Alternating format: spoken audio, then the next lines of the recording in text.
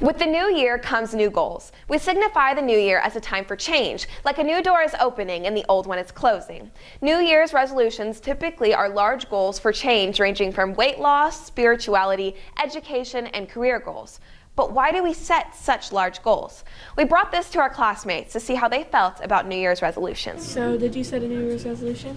I did indeed, and it was to apply for college because I still haven't done that. To have good grades and to be a better person and have a better personality. I think they set them to try to make themselves a better person, just all around and all that. Like a lot of resolutions are like lose weight or like stuff like that, or like drop a bad habit, and they want to just better themselves as a person. Just to cause it's a new year, and I decided that doing new things for New Year's is better than just keeping old ways and doing old things. So, yeah.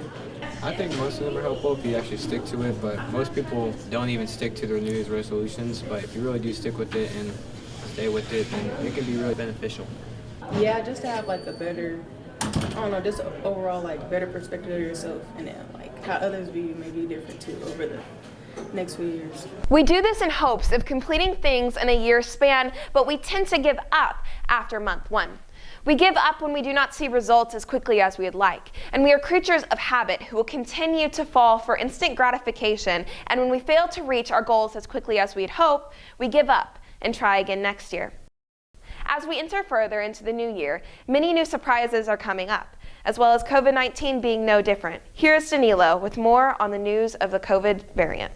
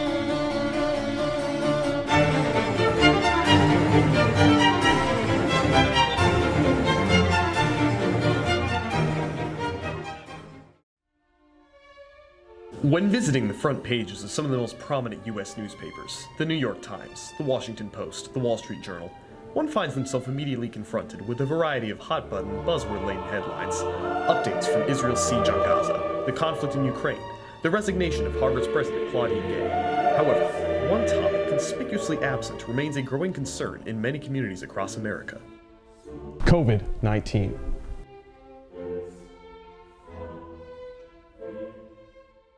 As of March 23, 2023, the New York Times no longer tracks coronavirus updates in the Kansas City area, nor do they anywhere in the state of Missouri. The most recent coronavirus update concerning any area in the United States was March 23, 2023, nearly a year ago. The Times publishes a disclaimer on each of their coronavirus trackers, noting, quote, "We have published redesigned tracking pages to better reflect the current state of the pandemic. Yet, when one attempts to access the hyperlinked new trackers, one is greeted with a 404 error." I find it a little confusing.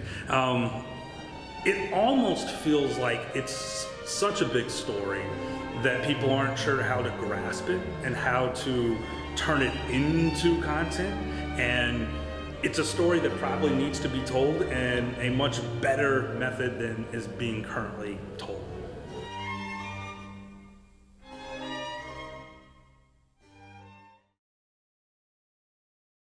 Do you think the pandemic is over, or does it still concern you? The pandemic is over. I haven't seen a single bit of it. I mean, it's over, legally speaking, yeah, but people are still gonna get COVID. I mean, if it's coming back big, then most definitely, because it was a very deadly sickness when it was around, and it caused a lot of harm. Though the U.S. state of emergency to respond to the COVID-19 pandemic ended on April 11, 2023, upon a bipartisan declaration from President Joe Biden, present data presents a starkly different picture of the pandemic in communities across America. According to CDC data published as recently as January 5th, 2024, the JN1 variant of the SARS-CoV-2 virus is now the most widely circulating in the United States and around the world, coming as hospitalizations for respiratory illnesses including RSV and influenza hit a 3-month surge, culminating in the return of mask mandates in prominent hospital systems, such as in New York City.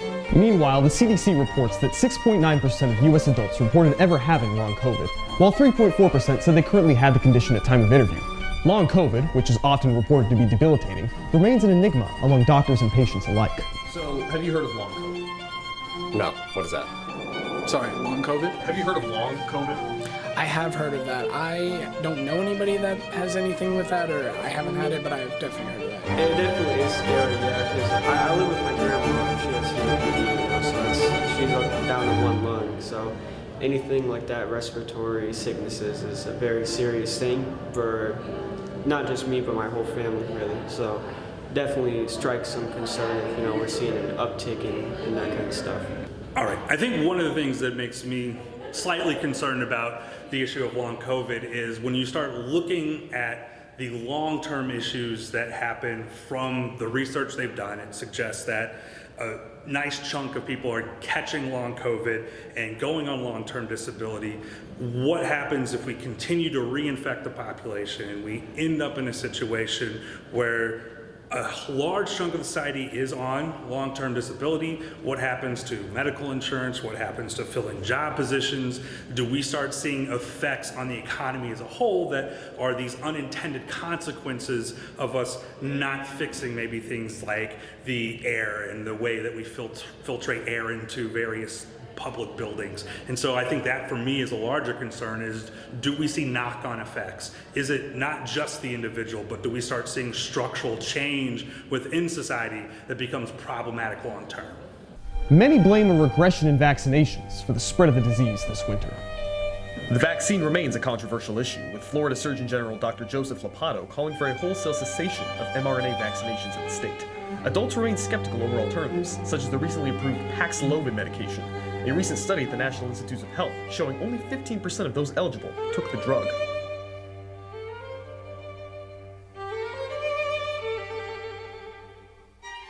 As we evaluate the results of January 15th's Iowa caucuses, the first political challenges of the 2024 election season, it's important to examine the current and previous political implications of the COVID-19 pandemic.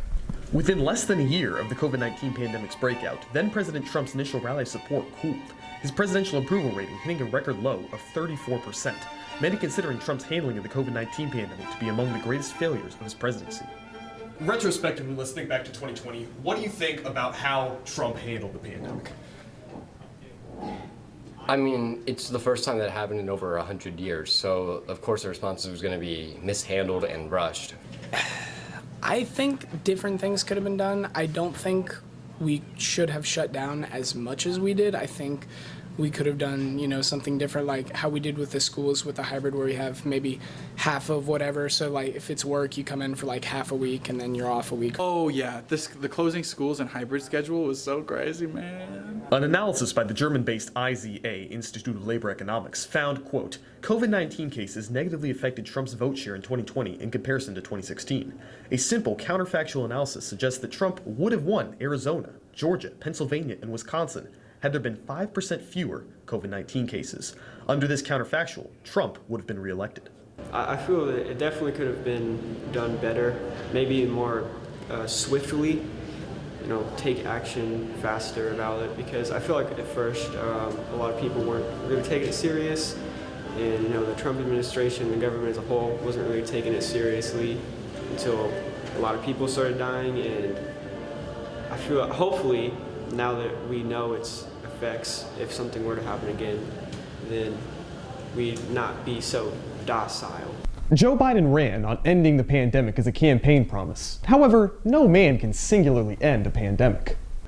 Joe Biden, he didn't do that well. I mean, it was on the downturn of Trump's pandemic. If we look at it, it was all kind of coming down. Nothing really happened afterwards. A lot of us got the vaccine and just kind of lived with life. So do you think it's unfair to give Biden credit for quote-unquote ending the pandemic? Yeah, both presidents played a hand in it, so it should go to both. I don't disagree with that necessarily, but I don't fully agree. I mean, I think, he deserves some credit, and I think everybody deserves some credit. It wasn't just one person saying, yeah, we're gonna close the borders and we're gonna make sure everybody stays inside, or, oh, well, now we're gonna do this and we're gonna have masks and we're gonna get a COVID vaccine out. I think it was just something that happened, and we all lived through it, and we learned, how to prepare ourselves for stuff like that and how to get over that. And I think really it's just, we all ended the COVID thing. It wasn't one person, so I don't think one person specifically should get the credit. So do you think that Biden should be talking more about people still having COVID cases, the rise in COVID cases in many parts of the US? Do you think that would be smart for his election campaign?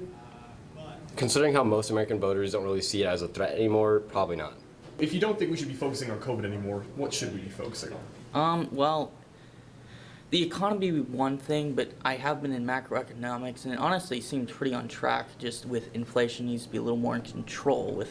And Joe Biden now faces a historically low approval rating in an election year.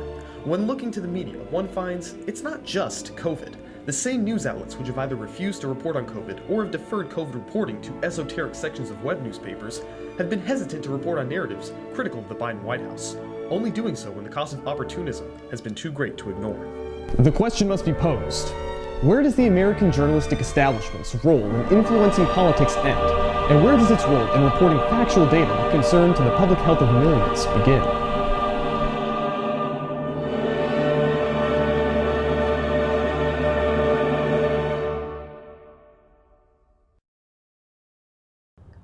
You may be wondering where we've been, and even if you haven't, you may be wondering where all this snow came from.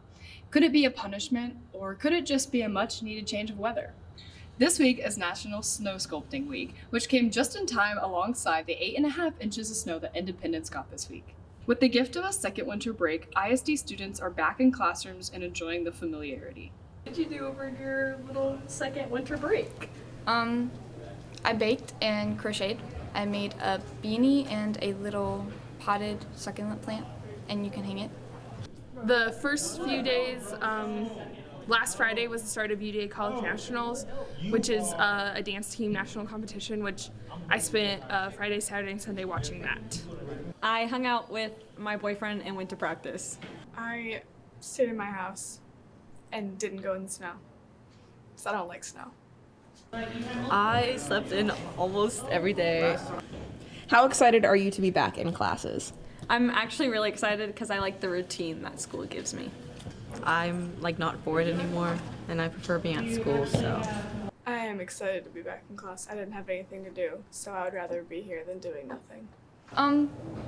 Actually, I'm kind of excited because I'm getting back to a routine that I hadn't had. Obviously, ISD students are more than thrilled to be getting more and more inches of snow every single day. Dr. Dale Hurl said in a meeting with teachers on the topic of Canvas, "We have talked about moving to a different platform, but no decision has been made. Canvas is incredibly expensive, and those funds could be used elsewhere." Teachers feel a little bit concerned over the matter due to how Canvas has affected their teaching and formatting of their classes. A teacher from William Chrisman shared their thoughts and feelings on the matter, stating, "I don't mind Canvas. Although there are a few kinks here and there, I personally don't want to set up my curriculum in another format just because it's cheaper. We have used various ones previously, to which many teachers had different formats for their classes, then to Canvas with the uniformity in classrooms. There is also a whole curriculum on the district website, which helps others, but was a long process to set up. To set up one's curriculum in another program seems as though the district wants a certain look, not teachers who are wanting to teach. This puts more work on the teachers, not only with setup, training, and then teaching the students how to use it." The new 4-day school week was recently adopted by the ISD school district, and people have many different opinions on the topic. This year, people will be able to vote on if it will be kept or if we will return to the original 5-day week. Many people have been affected by the change in school week, from loss of spring break to longer school days, making up for less school week. Before you make your decision, here is what the people in the school district think about this new school week. How do you think the shortened week has affected your schedule? I think that it's affected the schedule because sleeping wise, I've been getting a lot more sleep, but also with the play, we haven't been able to do as many rehearsals. I can't see my friends. I don't know. We just have scheduling issues. I mean, if we miss one day, it's a much bigger problem, especially with all the snow days. Or if a student misses a day, it could put them a lot more behind, it feels like, than it might have in the past. How have your grades been affected by the 4-day week? They haven't really, to be honest with you. I mean, I feel like I would be a lot more pushed to do work if I was here on that Mondays. But other than that, it's been pretty good. How have your grades been affected? Oh, straight hundreds. Only the 6 days, but straight hundreds. Something good you've noticed about the 4-day week? Snow fight. Like, I'll be going out there with my homies and stuff. We be having snow fights. Is the 4-day school week really better in your opinion? Yeah, because like Monday is like the worst days for me, so I really need it. I didn't need my time. How do you think the shortened week has affected your schedule? I mean, it's opened up my schedule. It's kind of nice. I like it. How have your grades been affected? My grades have stayed the same. It doesn't really affect my grades. Is there something good you've noticed by the 4-day week? I get more sleep. How do you feel about no spring break? There's no spring break. Well, that sucks. Final question. In your honest opinion, is the 4-day school week really better than the 5-day one? Yeah, because I don't know, it's just nice to have that one day off to sleep, get some extra homework done that you need to. I don't know, it's just nice. How do you think the shortened week has affected your schedule? I think it's sped up my schedule quite a lot. Especially being in art classes, it can take a while to get things set up and get going, as well as to put everything away at the end. So we have a little bit less time, especially without the block days. It's easier to kind of prep for everything, having the extra day off. So I feel a little bit more prepared, a little bit more of a break over the weekends. Could be nice, a little bit more time to refresh before coming back. How do you feel about no spring break? I'm gonna miss spring break. Yeah, I think everyone is. So not having that extra break, yeah, it's not the best. Do you think the 4-day school week is really better? I don't know.